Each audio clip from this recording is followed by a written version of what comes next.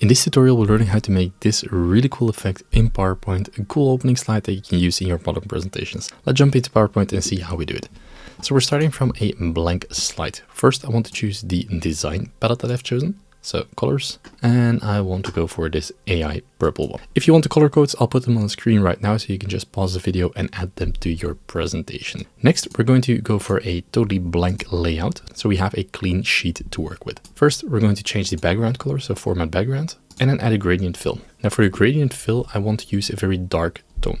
So I'm going to choose the darkest purple that we have and then go for a slightly lighter version. I think this will be a bit too much, so I'm going to rotate it first. So we have the dark on the bottom, and I'm going to push and add an extra stop. Make this a little bit darker. Let's go for that one. And then take the stop out. I think that will be better. That's a bit more subtle. And we have that light touch here at the top. Next, we're going to add the rectangle shapes. So we go to shapes, add a rectangle and draw one on the screen. So first I'll make it white so it's easy to see. And we're going to make it, let's say about 3/4 of the way up. No outline, and put it all the way to the left. Now we're going to give this the right color shape or that gradient fill. So we go for gradient fill. And also here we want to use a specific one where we use those light tones. So I'm going to set it to the purple that we have, the light purple, and repeat it for the other one. But before we do that, let's change it like this.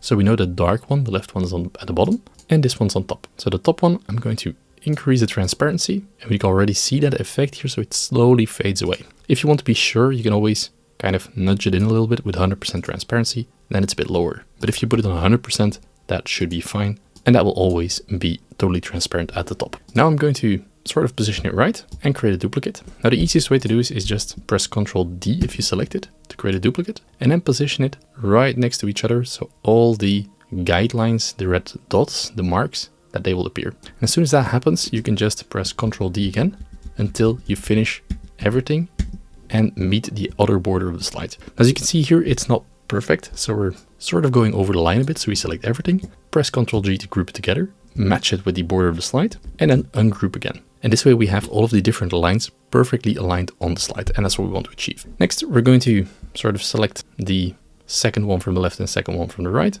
and slowly nudge them down, just a little bit. Hold Shift and select the next ones, and we're going to repeat that until we come to the center. Now you can do them individually if you want. I just think this is faster, and then everything is nicely parallel, so this looks quite cool. So we have that V shape on the slide. If you want to increase one or two or a few, get a different shape in, you can do any wave that you want. That is totally up to you. Now I'm going to add a text box here. So drag a text box in, and let's type in our title. So we're going for stunning opening slide, and for the font I'm going for, let's say, Poppins, and for the Poppins family we're going to choose, let's try light and make it larger, sorry. So make it larger, centered in the middle, and we're also going to arrange and align to center. I think this looks quite cool. Now for that extra effect, I'm going to select one of the words, opening, and add instrument serif. Quite a nice font. I'm going to increase it by a bit so we optically have the same height. And then Command or Control I to make it italic. Maybe one notch smaller. This looks quite cool. Then I'm going to drag a text box below for some dummy text, and I'm going to paste that in. Now, of course, this looks a bit odd, so Poppins as well.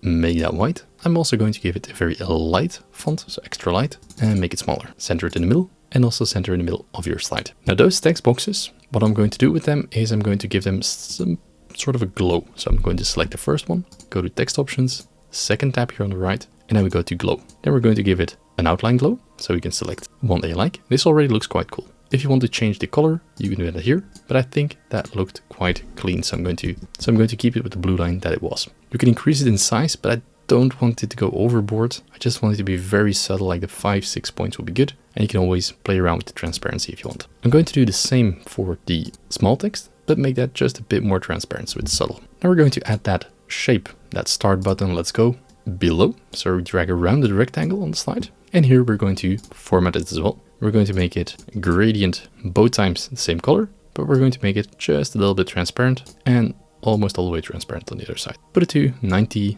on the bottom side here and around 65 on the top side, maybe a bit less, so it kind of gives that light effect. We're going to use a line, so as well here, put it on full screen. Also use a gradient line, remove 2 stops, and we want one dark stop. Let's take this one, and we want one light stop. Now I like to be the light, so we get that same light effect and then just turn it like this. This is too thick, so I'm going to tune it down by a couple of points. This is maybe a bit too thin, so let's go for 1 point. And this already looks quite cool. So we have that line effect, the outline if I zoom in.